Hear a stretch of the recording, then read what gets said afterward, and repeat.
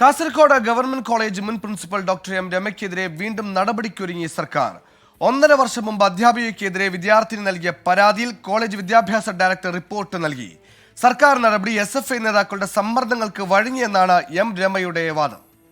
2022 ഓഗസ്റ്റിൽ PG പ്രവേശനത്തിനെത്തിയ കാഞ്ഞങ്ങാട് സ്വദേശിനിയായ വിദ്യാർത്ഥിനിയോടും പിതാവിനോടും principal doctor M Rama മോശമായി പെരുമാറിയെന്നും പ്രവേശന നടപടി പൂർത്തിയാക്കാൻ അനുവദിച്ചില്ലെന്നുമാണ് പരാതി. പരാതിയിൽ 2022 നവംബറിൽ തന്നെ വിദ്യാർത്ഥിനിക്ക് TC നൽകിയതിന്റെ രേഖകൾ സഹിതം എം രമ സർവകലാശാലയ്ക്ക് വിശദീകരണവും നൽകി.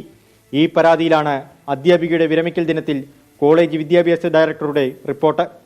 15 ദിവസത്തിനകം വിശദീകരണം നൽകണമെന്നും ഇല്ലെങ്കിൽ ശിക്ഷാ നടപടികൾ സ്വീകരിക്കുമെന്നും റിപ്പോർട്ടിലുണ്ട്. എന്നാൽ വിരമിക്കൽ ദിനത്തിലെ നടപടി തന്റെ പെൻഷൻ ആനുകൂല്യങ്ങൾ തടയാനാണെന്നാണ് അധ്യാപികയുടെ ആരോപണം. ഡോക്ടർ രമയുടെ റിട്ടയർ ചെയ്യുന്നതിന് തലേ ദിവസം കുറ്റാരോപണ മെമ്മോ കൊടുത്തിരിക്കുന്നത് വിദ്യാർത്ഥി സംഘടന കൊടുത്തിരിക്കുന്ന വ്യാജ പരാതി മുന്നിൽ കണ്ടുകൊണ്ടാണ്. തീർച്ചയായിട്ടും ഗവൺമെൻറ്റിൻ്റെ ഭാഗത്ത് ഇത്തരത്തിൽ നടപടികൾ ഉണ്ടാകുന്നത് കോളേജിൻ്റെ അക്കാഡമിക് അന്തരീക്ഷത്തെയും കോളേജിൻ്റെ അച്ചടക്കത്തെയും ദോഷകരമായി ബാധിക്കും.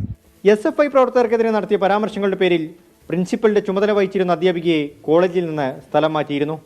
കോളേജിലെ വിദ്യാർത്ഥിനിക്കെതിരെ അപകീർത്തികരമായ പരാമർശം നടത്തിയെന്ന പരാതിയിൽ വകുപ്പുതല അന്വേഷണം ഹൈക്കോടതി ഡിവിഷൻ ബെഞ്ച് സ്റ്റേ ചെയ്യുകയും ചെയ്തു. ഇതിന് പിന്നാലെയാണ് ഉന്നത വിദ്യാഭ്യാസ വകുപ്പിന്റെ പുതിയ നീക്കം. 24 കാസർഗോഡ്.